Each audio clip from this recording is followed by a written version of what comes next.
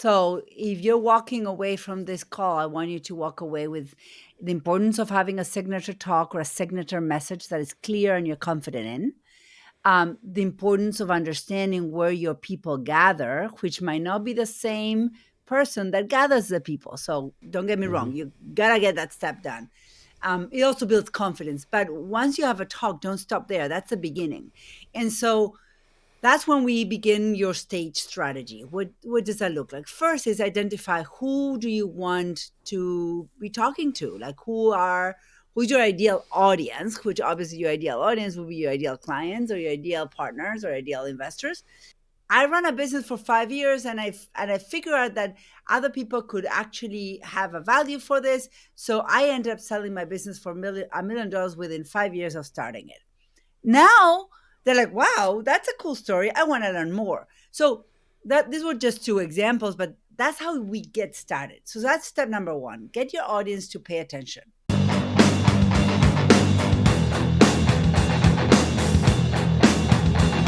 Hello, and welcome to the How to Exit podcast, where we introduce you to a world of small to medium business acquisitions and mergers.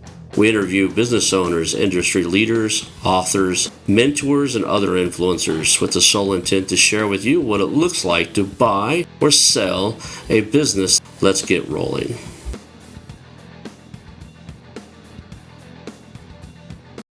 And now a moment for our sponsors. Sponsored by DuDilio. Looking to buy or sell a business? Assembling the right team is essential for success, and that's where DuDilio comes in. DuDilio is the go-to platform for hiring top M&A service providers, including attorneys, deal advisors, and due diligence experts. With a network of over 250 highly vetted professionals and boutique firms, they connect you with the expert you need for a seamless M&A journey. Whether you're acquiring your first business, growing your portfolio, or preparing for a sale, DuDilio makes building your deal team easy and efficient. And best of all, their matching service is completely free. Visit dudilio.com and assemble your winning team today. I want to highly recommend you get Acquisition Aficionado magazine.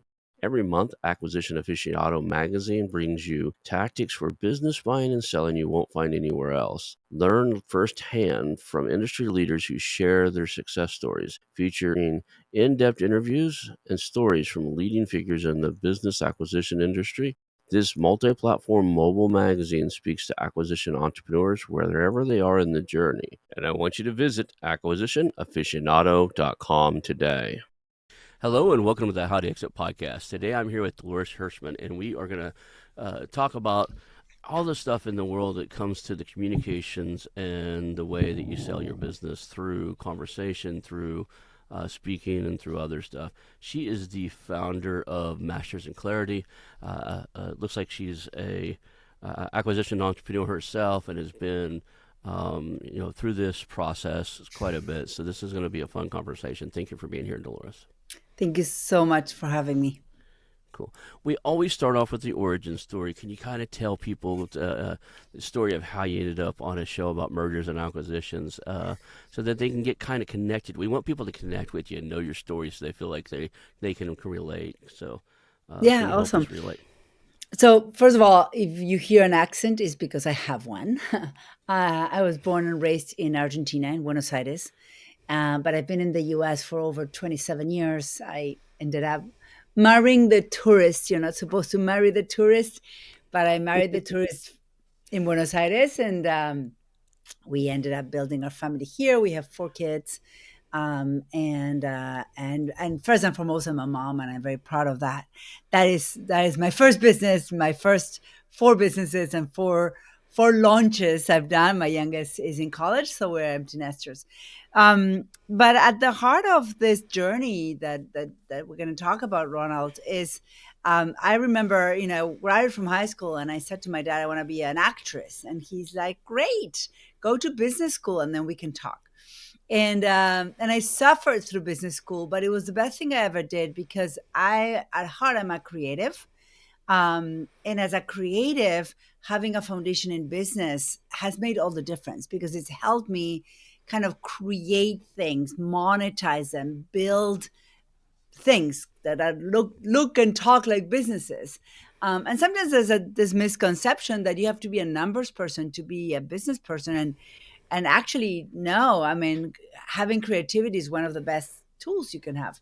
And so long story short, I launched myself into the world as a marketer. My graduating research paper was back in 1996. I'm 52. I graduated with a degree in business and marketing, and my graduating thesis was marketing on the internet, relationship marketing. This is back in 1996, where Amazon didn't exist, social media was not even in the plans. I was one of 30 people connected to the internet in Argentina. And that actually set me up in a path that, lo and behold, like, it stayed with me all along. And I believe that marketing is the number one aspect of a business, that without it nothing else is possible. It's almost like trying to host a party and you never send an invitation. So marketing is the things you do so people know that you exist. And whether you're launching a business, growing a business, scaling a business, or exiting a business, without an outward communication and an outward strategy of letting the world know what you do, what you're up to, what you stand for, and what your goals are, nothing really happens. So You're speaking my language. That's what my master's degree is in, and I we're the same age, or I might be a few weeks older. I'm about to turn 53 in a few weeks here, so uh, I appreciate that a lot. And if anybody that I know that's spent a lot of time in marketing, um, I'm kind of put off by what a lot of businesses and marketing agencies sell as marketing, and mainly just because a lot of the stuff that's sold in my marketing agencies doesn't get great results. It's just it's great marketing for maybe a Coca-Cola. It's branding. Maybe it's great for Coca-Cola or someplace like that. When we're talking these small to medium businesses, you know, I'm a big believer in whatever you do, you need to track the ROAS, or you call it return on advertising spend, or even the return on investment, or for the stuff. I do X and Y happens. And so much of this, the agency's like, well, you're just building a brand. And I was like, that's great if you're Coca-Cola, right? If you got $50 million to throw at launching a new product, that's one thing. But for these small guys and stuff like that, they need and to focus on activities and energies that, you know, create a result. And so that's one of my touch points. Or I get a little frustrated when I see certain, marketing agencies and, small businesses who are spending great money, tens of thousands of dollars a month. And when I ask them, I say, cool, how's that working for you? What's your return on investment? And they're like, I don't know. It's just something you're supposed to do. How do you feel about what the industry terms as marketing? yeah, so throwing spaghetti to the wall is not marketing. Throwing spaghetti to the wall is throwing spaghetti to the wall. I think that what I like to teach, and what I like to talk about is what is marketing, and what is at the heart of marketing, and it's humans attracting other humans for the purpose of a common goal, or a common interest, or a common need. And so when you unpack that, it can look like Facebook ads or Instagram ads, absolutely. Right. But are we connecting with the right people for the right purpose in the right way? Like, just throwing an ad out there is not going to get you clients. I've done it. I've spent that money. I did all the things that those agencies tell you. Oh yeah, you just put 10 grand and you'll be fine. Like, no, it doesn't work that way. And so I think that at the heart of all of this, Ronald, is clarity on what are we saying and how we are connecting. And that's really where Masters in Clarity comes to play. Is we work in helping our clients master their clarity of messaging, clarity of audience, clarity of purpose, clarity of strategy, so that they can achieve their outcome, whatever that might be.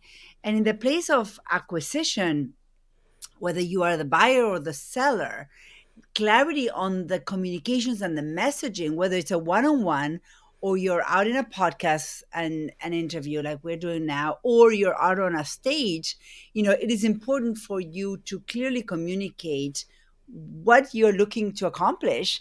Because what is the easiest way to get what you want? Ask for it. So what is the easiest way to ask for the sale? Ask for it, but you have to ask it the right way. I never thought about using communication platforms. Podcast, of course, I'm here every day. But and I've actually told a couple of people who I know that are thinking about selling their business that they would do really well by doing the rounds, bringing somebody on and help them do 1 or 2 shows a week for the next 12 months, just to because they had a product or a service that they built, they want to sell, and it's just not well known yet. And one of the fastest ways to drive up that price and stuff is to have something everybody kind of knows what it is, right? You can have, you could create the greatest widget in the world, and if and you might be doing $1 million a year, which is a decent little business, but if nobody in that industry knows, right, who you are and what you want, then all your strategic acquirers are blind too. So how do you get that in front of them and let them know, hey, this is the space of the market we've carved out, and draw some interest to it. And I think doing the rounds on the podcast is a great way. Getting on stages and trade shows and that type of stuff would be brilliant too. So how do you work with these clients, or how do you suggest they go about doing something like that? Yeah, so I've been doing this work for over 10 years. I'm a speaker coach. I used to run of the largest I used to run one of the largest TEDx events here in the East Coast. And I ended actually building a business around placing people on stages. I partnered with someone. We ended up selling this business to someone called Grant Cardone. I don't know if you know that name. Yeah. Um, and it was an amazing experience. I ran that for 4 years. But so how does that happen? First of all, I teach them a framework I've been teaching for a long time that I can run through with you about how to structure the talk. So the first step is like, how are you going to say what you want to say? So we can go through that. And then once we have that, where does this message belong? Which podcast, which stages, which spaces do you need to bring this message to? And then we talk about what's called a state strategy, which really what it means is like, how do I create the path to the right rooms for talking to the right people? So I can do you want to I can share my 7 step to write your talk if you want me to. Absolutely. I'm a big favor of putting your stake in the ground too. So this is a great way for somebody to go out and say, tell the world, this is my market. This is what I'm up Exactly. to. This is so. Yeah, give us your steps. Yeah. So this is actually I call it my paint by number process of writing a talk, because when you break it down in the way I'm going to share in just a second, it really brings down the confusion on how to organize my thoughts. So these are 7 steps, and I'll run them in order. First, step number 1 is make your audience care. Nobody cares about who you are or what you have to say until you make them care. So, step number 1 is understanding that the first 30 seconds on stage are the most important ones. So, don't start by saying, "Hey, my name is Dolores, so good to see you." Think all that is Hmm. noise. And all that actually what that does when we do that on stage, it actually turns the brain off from our audience, and they discount you. Like they're like, oh, she's not talking to me. So the first 30 seconds are all about getting your audience to connect with you. So how do we do that? We can do it in 2 ways, or we can mix them up, but well, there's many ways to do it, but I teach 2 main ways. One is the restaurant question, asking something simple as, how many of you are looking to sell their business in 5 years? Simple. And so just by doing that, the audience kind of will have a hint of what you're talking about. And if they're in business and they're curious about exiting, they're going to listen. That's one way to do it. Another way to do the first 30 seconds is to tell a story. But if you tell a story, tell it in present tense and with minimum context. So things like, I got $1 million. To start like that. It's like, whoa, what did you do? So you can get on stage and say, I got $1 million. I ran a business for 5 years, and I figured out that other people could actually have a value for this. So I ended up selling my business for $1 million within 5 years of starting it. Now they're like, wow, that's a cool story. I want to learn more. So that these were just 2 examples, but that's how we get started. So that's step number 1. Get your audience to pay attention. Step number 2, tell them what you're going to tell them. So here's where you succinctly present your idea, like really what is it that you're going to be talking about. And so things like, I believe that if you are clear on your message, or if you're clear on what you want, you can actually create the outcome that you are looking for, or something like that. I like I believe statements, or something like in my experience, or some kind of way of introducing the topic, but from the perspective of your authority.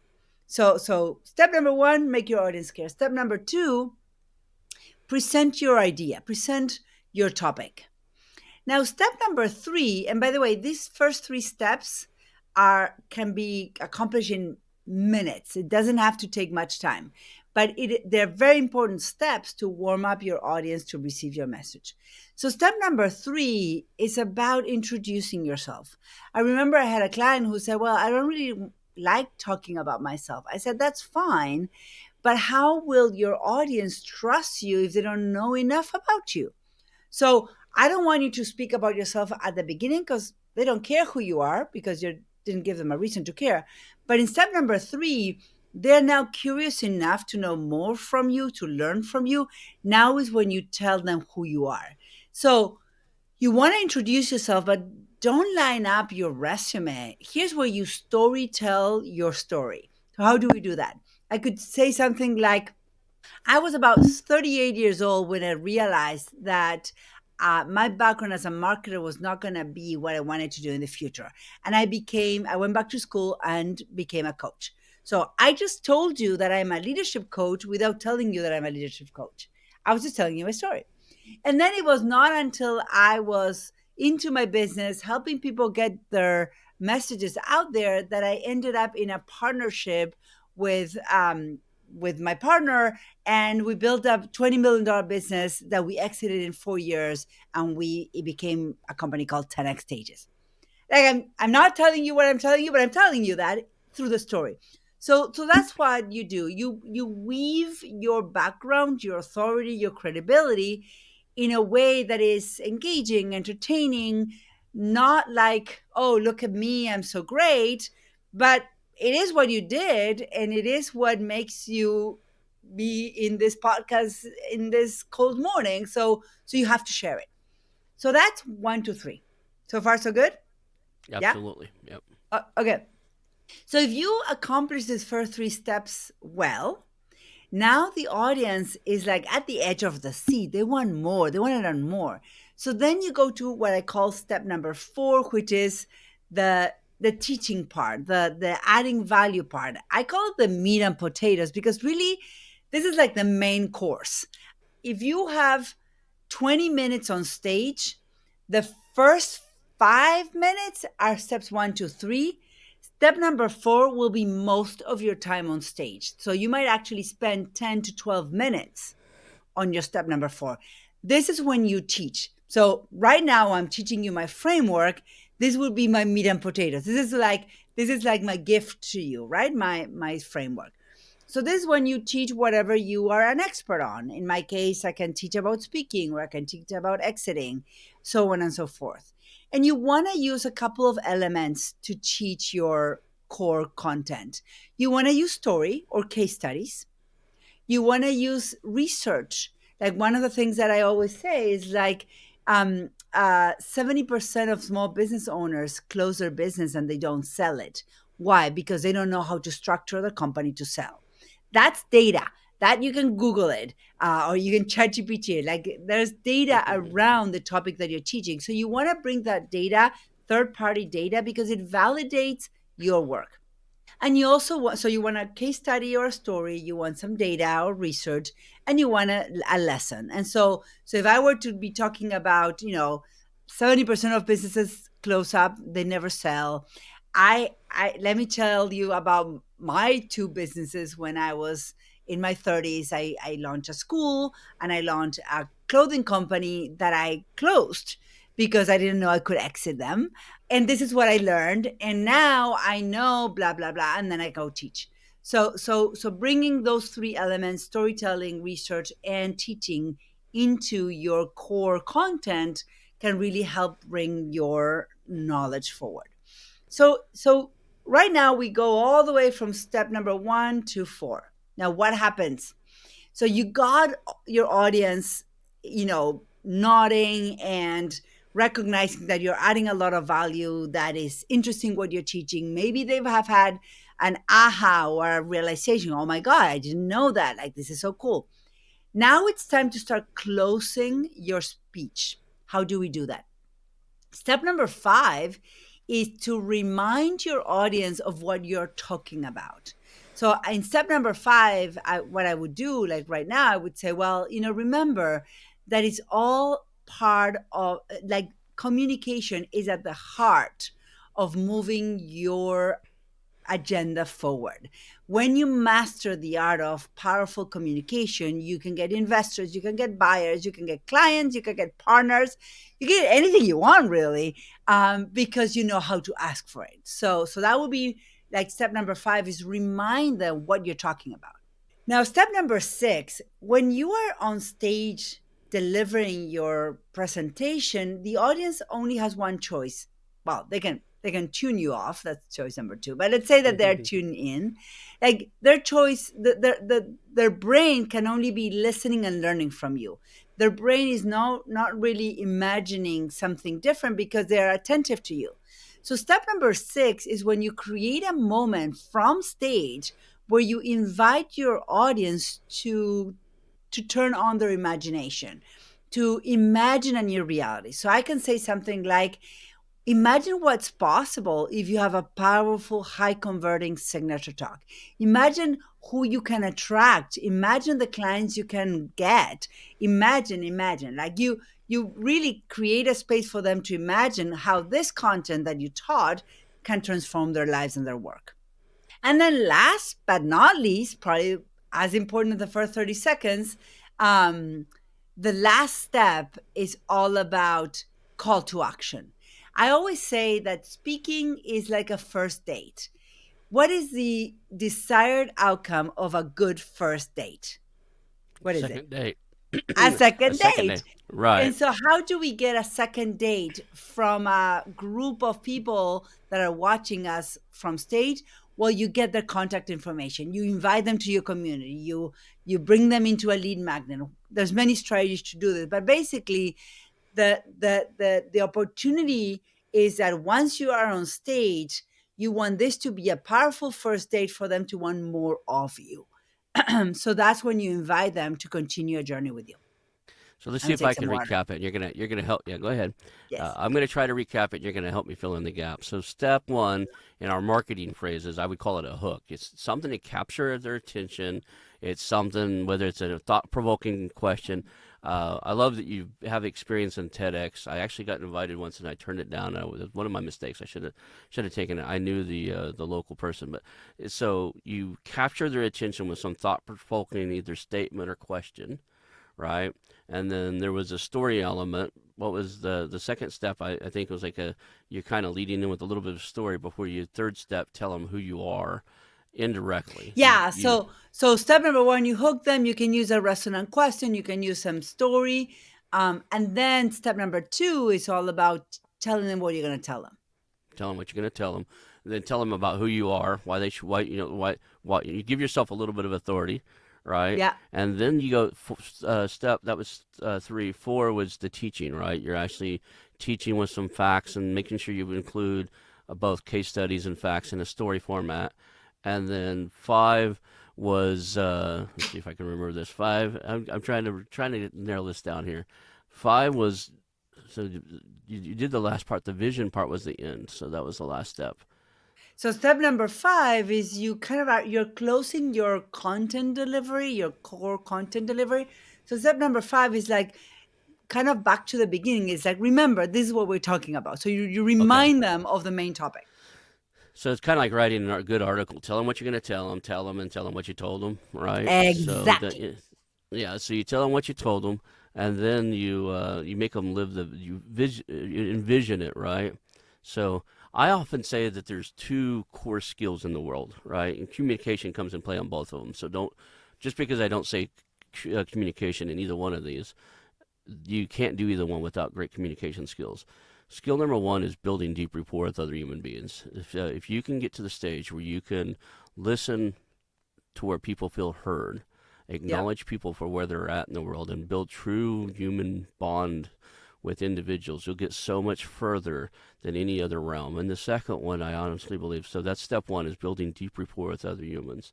And it's all done through communications. And the Hmm. second one is definitely what I call getting people enrolled in your vision, being able to share your vision, your story, what you're up to in such a way that people want to drop what they're doing and be involved with and help you do what you help you succeed. And Hmm. there's case study after case study after case study of where maybe the business idea wasn't the greatest or maybe the execution wasn't the greatest, but people raised billions of dollars. Like WeWork is the exact example. It wasn't the greatest execution. Maybe the idea was even flawed a little bit, but the guy, it was so, he just had a way of karma, or not karma, what's the charisma. He attracted people with money. People liked him, wanted to do something with him. He told a story and shared a vision they bought in on, and they threw money at the guy. And I honestly believe that you can do that really well from the stage, or from even the stage might not necessarily have to be a stage. Maybe it's a boardroom in front of 15 investors, or Yeah. maybe it's a pitch in front of the what they call it. There's one called the Krotsu Forum or something like that. Where I'm butchering the name, but you're in the room in front of 15 or 20 angel investors, right? It's still you follow the same framework you gave, and it's that last step. I don't want people to overstand that or overstep it. If you can get people to really really truly imagine, and it's not a simple thing to do.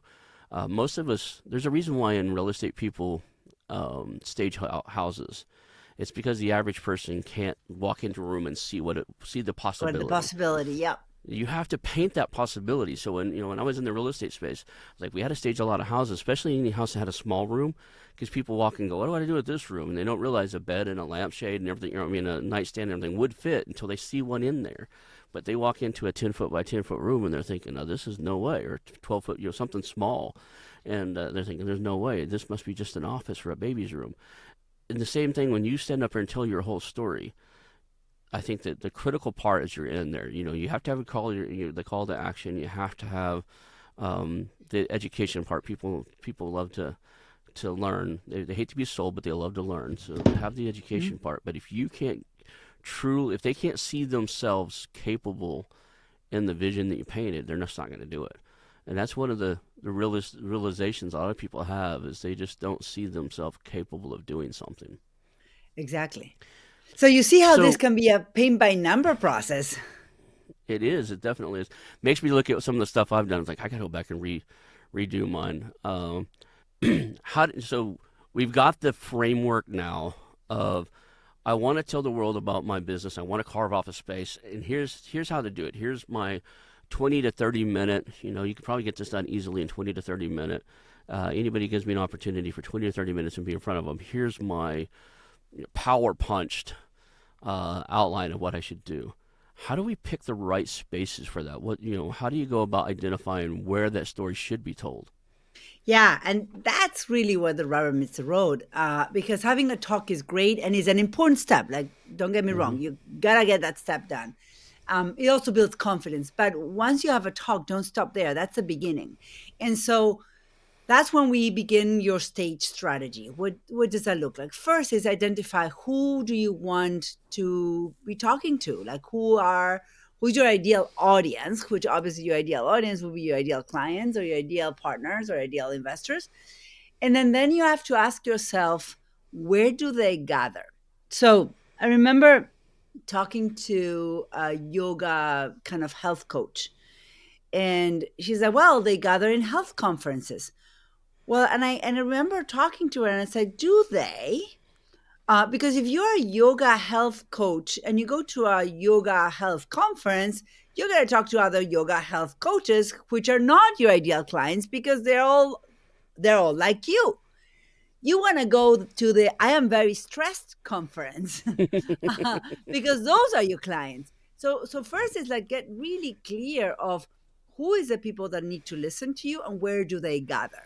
So if you're a buyer and you're looking to buy companies, then go into the association of small business owners in their 60s, because you're like, you don't go to the startup group because there's not companies to buy in the startup group. They haven't really started, and there are many of them will probably be very young. They're not ready. But going to the 10, 15, 20-year-old businesses of, mastermind of 50 something year olds, or 60 or 70, who might be thinking of like, I want to retire, or I want to, whatever, I need to plan out. So really get clear on who that audience is and where do they gather. Once we're clear on that and what that looks like, because as you just said, it can look like a LinkedIn interview. It can look like a lunch and learn at a corporation. It can look like someone's living room, someone's party. Like, a stage is a place where people gather. It doesn't have to look like an auditorium. It doesn't have to have a curtain or a raised platform. It doesn't. And so be creative and open your mind to what are all the places that we could call a stage, and that you can actually come and communicate. And so the next question you're going to ask yourself is like, okay, so who controls those rooms? Because people make the mistake of, okay, I'm going to go ask for opportunities to speak, and they go to their ideal clients. Their ideal clients are the audience. They're not the ones that control the stage. So now we need to create a pitch for you to be talking to the people that control the stage, that will give you, open the door to their audiences.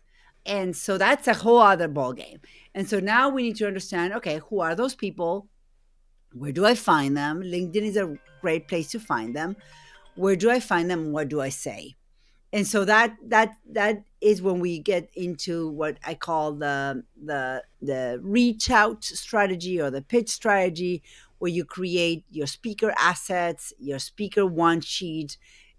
Every talk needs a title, it needs a description, it needs clear takeaways, because you will need that information to present it to the meeting planner and say, hey, I talk about powerful communication. My specialty is talking to business owners to use powerful communication, and these are the two or three things that they're gonna walk away from listening to me. Awesome, awesome. Now, are you familiar with the topic, which is out of context, or out of what am I looking for? I picked it up through Dan Kennedy. I don't know where he learned it. There's a thing about being out of category marketing. For instance, a good example would be, he gives the example of a high-end jewelry producer, like a custom jewelry designer, going to he's real big into race horses and racing horses in general. But there's auctions where these quarter horses are sold off, and they're usually $250,000 to $2 or $3 million, right? And they always have a trade show room in the back where there's usually saddles and stuff like that. But usually, he said, the people that do really well in there is typically a custom jewelry designer. And there's one person that shows up to these horse trade shows that are, they make custom beds and stuff, and the beds are 10 grand or more. And the reason they do so well is the husband buys a quarter horse, and as they're walking through, the wife's like, well, you buy a quarter horse, I'm gonna get myself some nice jewelry, right? But the the beauty of that is what you said. It's where the customer is. The customer happens to be there, and the reason it works so well is that that vendor is so out of context for what everything else is there. They stand out, You are the right? unicorn in the room. You always Mm, want to be the unicorn in the room. As a woman, I've been in situations where I was the only woman in a boardroom. Or I'm from Argentina. I was the only immigrant woman in a boardroom. And that was not my disadvantage. That was my advantage. Like, you want to be different at all costs. Please be different and stand out being different. Absolutely. Like, you want yeah. to be the one of a kind in a room with a one of a kind message. So that's what I was thinking, and instead of what you were telling, that's what drew me to what you were saying is like, what if we could pick a place where your target customer, your persona, who you need to talk to, they're in the room. There's a bunch of them in the room, but they may be there for another reason, and that it's just lightly related enough that when you get up or you're in front of them, they're like, I didn't even come here for this, but this is what I needed, and there's not five other Yeah, that's people. what that's why, yeah. Like, a health coach in a female executive conference talking about, I don't know, HR things or anything like that, you will be the only one talking about it and everybody's going to listen. I remember one of my first speaking engagements, I was invited to speak at a conference called Seattle Interactive, all about technology, software, coders.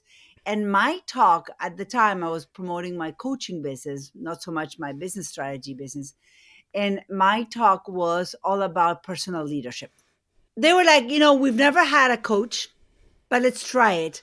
It was standing room only because all of the sessions were about technology and the tactical, industries type conversations, but everybody can always use some knowledge around personal leadership. I really get this. I really get that you can go out there, you can find rooms and audiences and stuff to get in front of, to tell your story with, and then it's going to move the game forward. Let's tie this back to mergers and acquisitions, either buying a company or even selling your company. Where do you see a person who's trying? Let's just start off. If you're trying to buy a company in a particular industry, should you go to the industry trade show associations and talk about something like that, or where would you have them start? Yeah, so if you're a buyer, yeah, you go to the source. Where do these mature businesses? Careful, because you might Yeah, be in the right room at the wrong time. right. Um, so where could I find mature businesses of the type that you want? The other way, if you're a buyer, you also want to think of who is talking to my ideal acquisition. So you might actually be speaking to in a conference of CPA firms that serve the manufacturing space, for example. I don't know, I'm making it up. Or engineers that the Association of Engineers who are working with aerospace and manufacturing businesses. And you say, we're looking for partners to acquire XYZ. And these engineers, which are vendors to your ideal acquisition, might be a door in. You always have to think about in the world of AI and digital marketing, we're still humans having human experiences, and so you always have to think of your strategy as a network of tentacles, and who is through which branch, through which relationship can I come into this space? And there's always one to find, or more than one. We led a 100-day challenge where the goal was to talk to 100 business sellers over 100 days, knowing that it would be really hard to get there. But we had 50 some odd people start. Some of them did it all online. We assigned accountability coaches and stuff. One of the things that worked the best was those, who knows people who would be nearing that age of selling. Who are their attorneys? Who are their CPAs? Exactly. Who is the I was telling people, call your local chamber of commerce Hmm. and like find out who's on the membership board, build relationships to them and say, hey, when you're going out doing the membership run this year, doing everybody's renewals, who told you that it's going to be their last year as or who do you think's nearing retirement age? Who do you think would be interested Yeah. in retiring and selling? Who told you this is the last year as a member because they're gonna do something else, Yeah. right? Uh, Yep. those people are there. It's like in the real estate space when I used to have rentals and stuff, and now I own or finance my properties off, so I don't have any rentals anymore. But when I had rentals, I always would find the one lady in the neighborhood that knows everything, and I'd make good friends with her and give her my card. Yeah. I'd send her Exactly. Christmas cards because she always knew what was going on, and my dad did this. So when I was young, really young, I bought Carlton Sheets program online, and I realized I couldn't buy houses because I wasn't 18 yet, and I couldn't sign a contract. So I convinced my dad to do it. And one of the things he did is we made really good friends, and we get calls all the time. Hey, your neighbor's moving out in the middle of the night. Somebody's late on rent or whatever. But there's the same true. Is there's somebody out in your space that really just has their finger on the pulse of that space? Make friends with them, Yeah. right? If Exactly. they've got a Exactly. stage, yeah. Who's your If they got connectors? a stage, go speak on that stage, right? Yeah. Um, That's why these podcasts are important. If you're out there, I have people wanting to, hey, can I come on your podcast? I want to buy, industrial manufacturing companies. Have you bought one yet? Like, no, then you probably won't fit on my, well, this isn't the right stage. The Mhm. sellers are not listening. There's a few, but the sellers Yeah. aren't listening here. Your stage is go out to the industry conversations. Go find somebody who has a podcast in your space, that industry, and Mhm. then create a conversation around what does it look like to go through the process? What do they need to be ready for a guy like you, right? Mhm. Educate them, teach them, give them something of value, and when they're ready, they'll call you, Yeah. right? Because looks like a one-on-one conversation, but when this goes out to thousands of people, I have close to 80,000 followers on Twitter, right? So and then I've got others, other channels and thousands of downloads and stuff like that. So this is a and it lives like I get, my first video is 3 years ago, right? Yeah. This is going to be episode in the 260s or 270s probably. One of the things people miss a lot is you can make content once and you can use it in all kinds of form. Like this Mhm. conversation between you and I, this goes out in the podcast world, goes to 30 so much channels. It goes to everything from Audible, where they you can download podcast to Amazon Music, to all the standard ones, Apple, Spotify. It goes on all those Mhm. channels. Then we convert it to written articles, right? Mhm. And then it goes out to the article platforms, and it gets put in our newsletters, right? And we cover it in the newsletters to people to subscribe to those. The same thing goes when they get on the stage.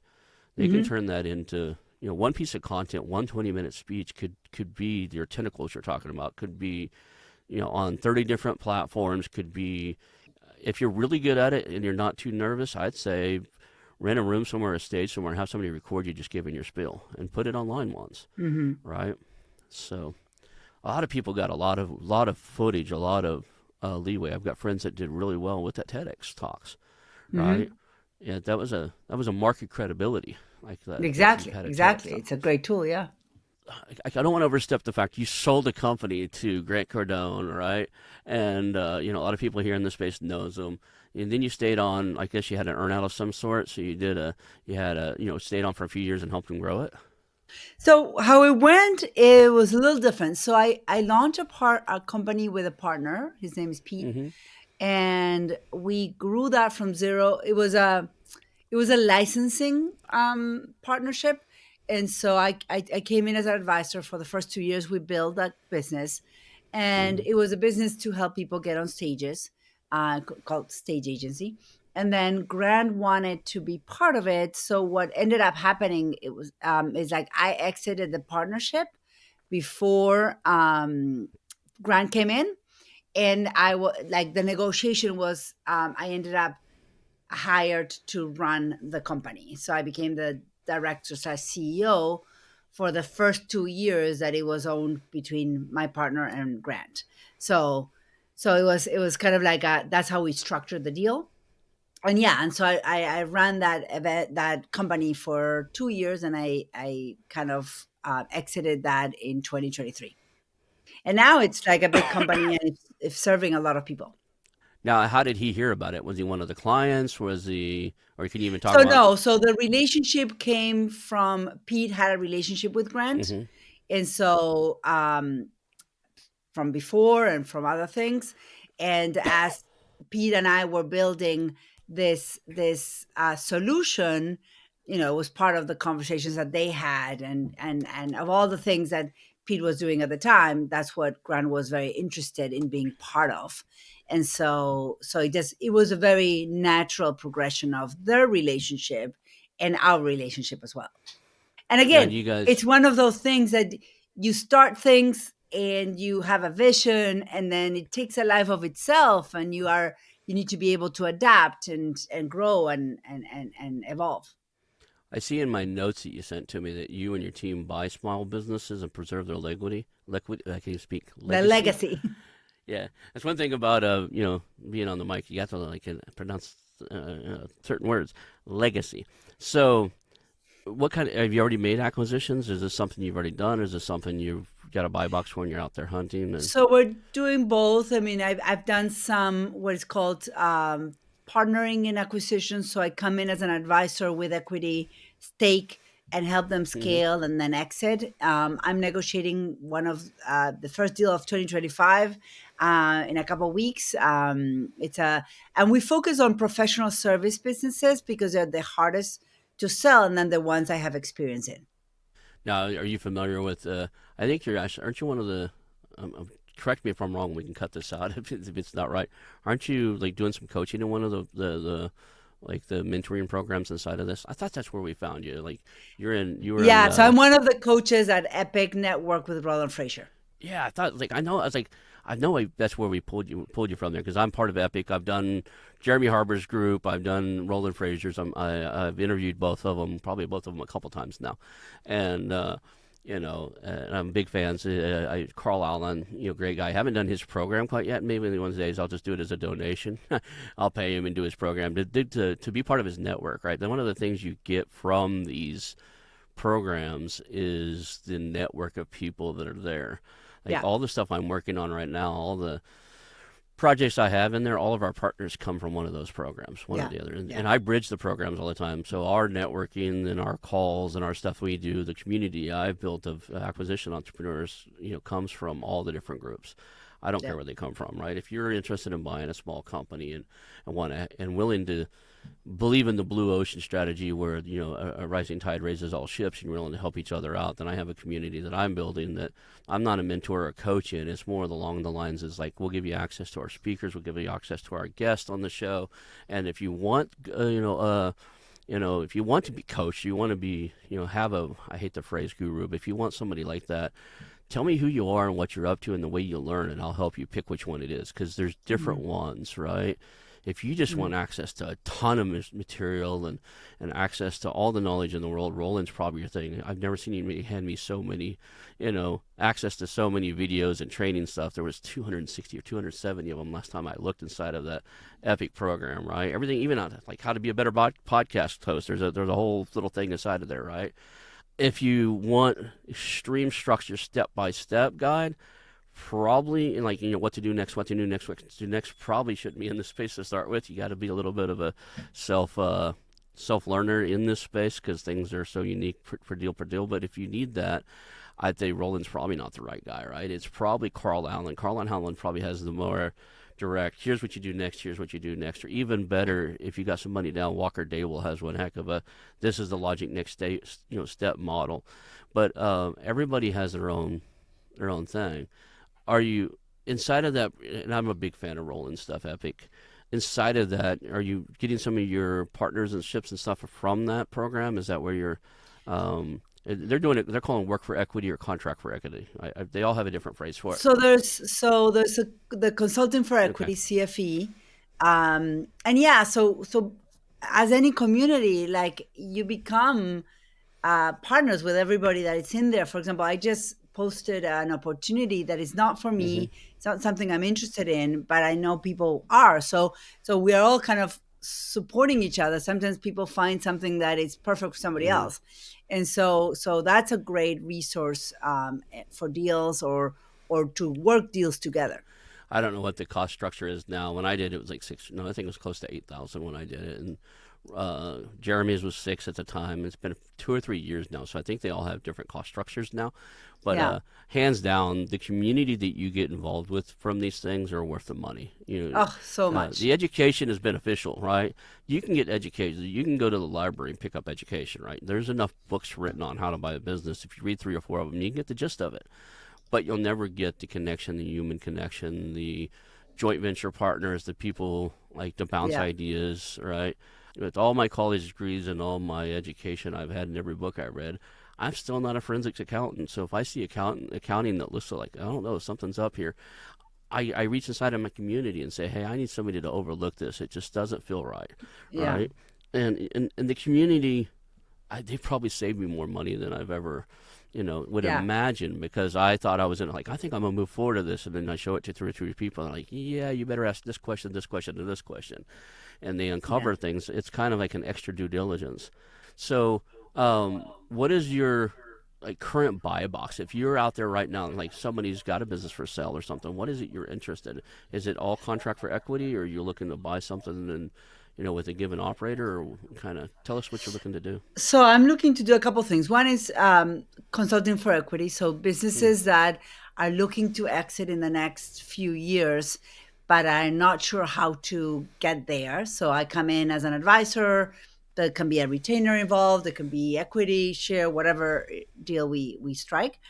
And then my buy box, even in CFEs, is really professional services. So CPA firms, marketing firms, coaches, consultants, people who have grown businesses. Maybe they are the spokesperson or the face of the business, and they're not sure how to transcend themselves so that the business can live beyond them. Everybody's getting into this space too. I just seen an email this morning that Dan Kennedy wrote a book on selling businesses now. You see Oh, that? really? Oh, I'll check Yeah. that out. So Dan Kennedy has a co-author, and they just released a book today on like how to sell your business for the best value or something. And so now I'll reach. I was one of his students for a little while. I'm going to reach out and see if I can't maybe put him on here too. It's an incredible market space. There's huge potential inside of this, and so many business owners that are needing to sell in the next few years with the whole baby boomer thing that just aren't really looking at it quite yet. Yeah. So the more of us that are out there on the stages, the more of us that are out there shining a spotlight on this problem, the more likely we are to, you know, be able to absorb the onslaught of what's going to happen if these guys don't transfer, right? Hmm. There's so many things coming down the pipe with AI and technology and everything else, but that run risk factors for the economy and run risk factors. But one of the biggest ones is something like 50 something percent of all businesses are small to medium businesses, and some portion of those, a large portion of our GDP in this nation has owners that's retiring in the next, they're going to either retire out or age out. Yeah. They're 60 plus now. So, right, how long are they going to work? 70, 80? Yeah. you know, unless we change the lifespan of the average human being, we're going to have a problem. So, Yeah. what is the best way for people to find you, work with you, um, you know, hear your story, find your content, that type of stuff? I would say come to mastersinclarity.com. You'll find all of our information. There's a button on the top right corner of the website that says free. That means you can hop on a call with my team for free and learn all about us. Mastersinclarity.com. Mastersinclarity.com. I'll make sure to include that in the show notes and stuff. Let's do a few takeaways. If somebody could only remember two or three things from the day, what would you have them walk away with?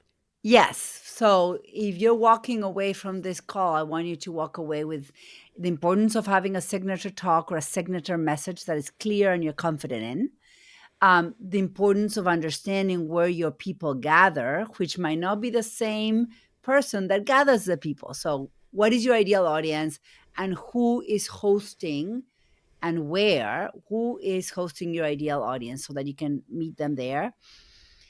And third, remind people that we are, even in a digital world with AI, we are in a space of humans relating with humans. So always ask yourself, who can connect me with the people or the groups of people that I'm looking to connect with.